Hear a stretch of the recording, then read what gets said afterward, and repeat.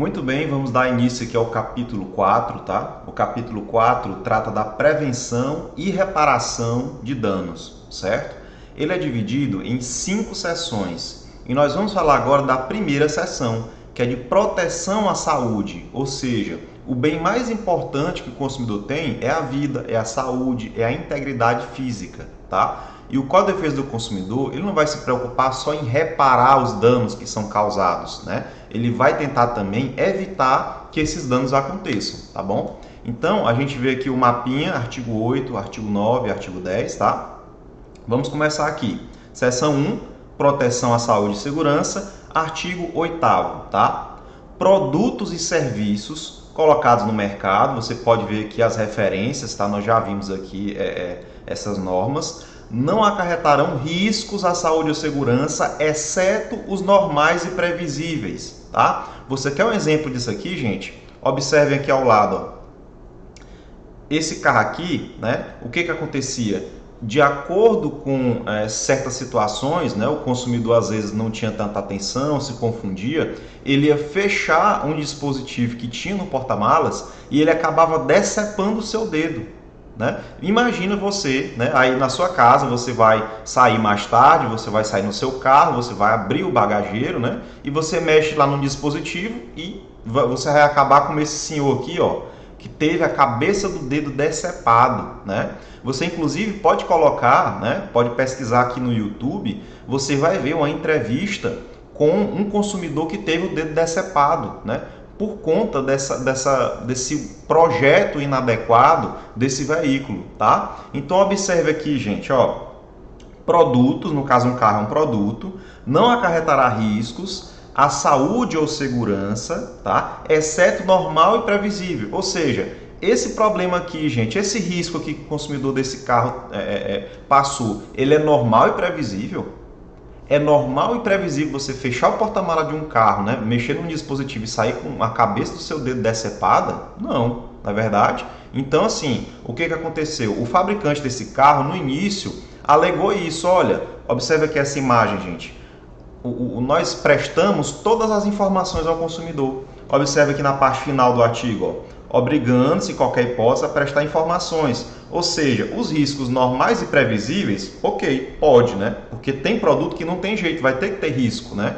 Mas a benesse, né, supera esse prejuízo, esse risco potencial, né? Tem produto que não tem jeito, por exemplo, uma faca. Tem como você vender uma faca sem causar um risco? Não, a faca tem risco inerente, né? Mas agora, nesse caso, vocês concordam, gente, que isso aí, se o fornecedor prestar informação, tá tudo bem? Claro que não, tá? Tanto é que, embora ele tenha sustentado isso no começo, que ele prestava todas as informações, né? Isso não adiantava tanto, né? Porque, assim, você conhece um consumidor que lê o manual do carro todinho, que presta atenção nessas coisas? Não tem, né? E lembre, o consumidor não é só aquele que adquire, mas utiliza. Então, o irmão do dono do carro vai lá, não sabe, mexe, acaba com o dedo decepado? Não pode. Então, gente, observe aqui esse caso para ilustrar esse artigo. O que diz esse artigo? Né? Ele diz que o produto não terá riscos à saúde ou segurança, né? Ou seja, exceto normais e previsíveis. Então, nesse caso aqui, o risco que o consumidor corre não é normal, né? A gente teve uma falha no projeto, então não pode, mesmo que você preste informação, não pode, né? Observe aqui no parágrafo 1º, né? Um produto industrial tem que vir com impresso, ou seja, e o fabricante fez isso, ele fez os impressos, mostrou como é que era a forma adequada, né? Mas isso acabou que não surtiu efeito, né? Então, no futuro, né? Depois dessa fase inicial, com muitas pessoas reclamando, acabou que houve o recall realmente, né? O fabricante recolheu a multa para a Senacom, houve o recall, né? Para colocar essa fitinha aqui, né? De forma a evitar, né? Que isso acontecesse novamente, tá bom? E, gente, o parágrafo 2º do artigo 8º, tá? O que ele diz? Ele diz que o fornecedor deve higienizar equipamentos e utensílios que ele utiliza na atividade dele, né? E informar, se for o caso, o risco de contaminação. Esse dispositivo aqui, gente, ele foi feito, né, com o pensamento da superbactéria, né? Ou seja, você vai no self-service, não higieniza as mãos, né? Você acaba passando uma bactéria ali que vai fazer mal a alguém, né? E teve um tempo em que esse tema estava em alta, né? Da bactéria super resistente, que faz mal e etc, tá? Ele foi feito com esse pensamento. Veja só aqui a notícia.